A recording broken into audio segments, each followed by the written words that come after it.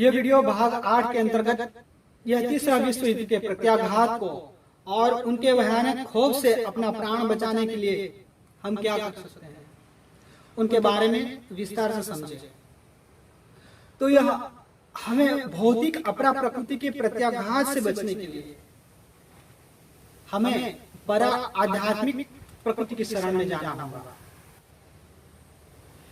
यह युद्ध के अंतर्गत घटने वाली तमाम परिस्थिति के दुष्प्रभाव से बचने के लिए खास महत्वपूर्ण बात जिसका पूर्ण पालन करने से मनुष्य ये दुष्प्रभाव से स्वतः बच सकता है। उपाय क्या है? ये अति सामान्य से नियम है पर मन बुद्धि को बहुत ही भारी लग सकते हैं। पहला नियम यह है कि हमारे वर्तमान जीवन में कम से कम 6 महीना पूर्ण शाकाहारी भोजन करें। सात्विक पौष्टिक पाक आहार का ही सेवन करें। मांस अंडे चर्बीयुक्त नापाक आहार का पूर्णतः त्याग करें। दूसरा, कम से कम 6 महीना मदिरा भांग चरस अफीण गांजा तंबाकू सोपारी गुटखा चूना बीड़ी सिगारेट छिकनी या अन्य नशीली सभी चीज पूर्णतः त्याग दे। और तीसरा खास महत्वपूर्ण यह है कि वह हमारे वर्तमान जीवन में कम से कम हम 2 से 6 महीनों का पूर्ण संयम मन वाणी और कर्म से करें। ब्रह्मचर्य का पालन करें। जीवन शक्ति को किसी भी तरीके से नष्ट न होने दे। ये तीनों सिद्धांत का पालन करें तो मां प्रकृति स्वतः राजी हो जाएंगी। ये सूक्ष्म आयाम अध्यात्म में श्रद्धा विश्वास करके प्रकृति के 3 आयाम भौतिक आध्यात्मिक और आदिदेविक ये तीनों आयाम का हमें अनुसरण करना होगा। जैसे युद्ध में जाने से पहले योद्धा अपना कवच अपने हथियारों की मरम्मत करता है, वैसे ही यह युद्ध जनित रोगों के घात और प्रत्याघातों से बचने के लिए हमें ये तीनों आयामों से सज्ज होना पड़ेगा। तो ये तीनों आयाम में पहला आयाम ये भौतिकता का है। तो देखें, शारीरिक प्रबलता बढ़ाना। यह भौतिक आयाम में भौतिक शरीर की मसलत कसरत करके शरीर की स्नायु नाड़ी की मजबूती, प्रकृति की ठोस मजबूती, योगासन प्राणायाम व्यायाम करके शरीर की स्थूल और सूक्ष्म नाड़ी की मजबूती प्रबलता का विकास करना। और सात्विक आहार की शाकाहारी आहार खानपान में सात्विकता जैसे आंवला अमृता तुलसी जैसे सत्वगुणी वनस्पति का सेवन और रसायन च्यवनप्राश त्रिफला वरुण जैसी घनत्व ऊर्जा स्वस्थ प्रधान सात्विक खुराक पाक भोजन का सेवन करके शरीर की स्थूल और सूक्ष्म दोनों शरीर की रोग प्रतिकारक शक्ति को बढ़ाना। ब्रह्मचर्य संयम सदाचार का पालन करके शरीर की स्थूल सूक्ष्म नाड़ी और सात्विक प्राण ऊर्जा का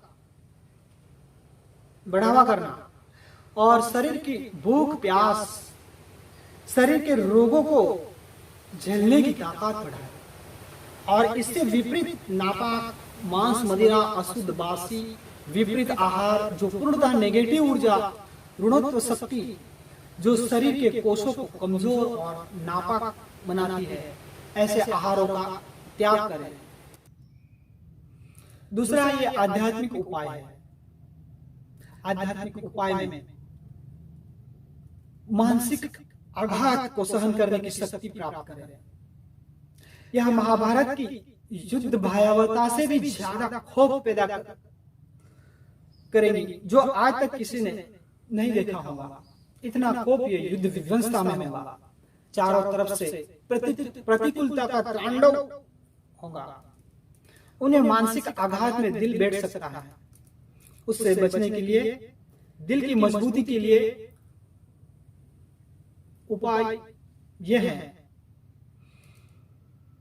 ध्यान जप आत्मचिंतन, ब्रह्मचिंतन, ब्रह्मज्ञानी, आत्मज्ञानी संतों के तात्विक ज्ञान के सत्संग, योग वशिष्ठ, महारामायण ग्रंथ का पठन, ब्रह्मचिंतन, ब्रह्म रामायण, आत्मगुंजन, जीवन रसायन जैसे आत्मज्ञानी संतों के ग्रंथ का पठन, चिंतन मनन करके अपने दिल दिमाग की आत्मशक्ति, प्राण शक्ति, आत्मिक ऊर्जा बढ़ाए।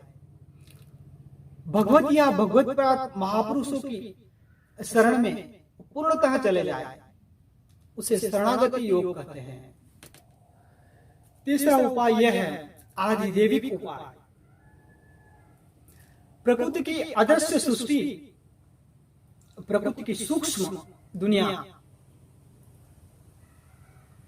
दुनिया पे पूर्ण विश्वास भगवान और भगवत प्राप्त संत, योगी, महापुरुषों में और उनके ज्ञान और कर्म में और उनके रचित शास्त्रों में, उन महापुरुषों में श्रद्धा, विश्वास और भगवत भाव पूर्ण रूप से रखे।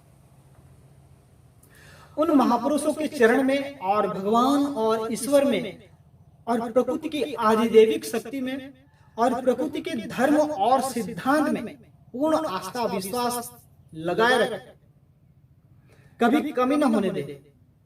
अध्यात्म और अध्यात्म शास्त्रों में पूर्ण आस्था रखे। भगवान और सदगुरु हमारे परम हितैषी है, यह विश्वास अटल बनाए रखे। गुरु भक्ति पे अटल रहे।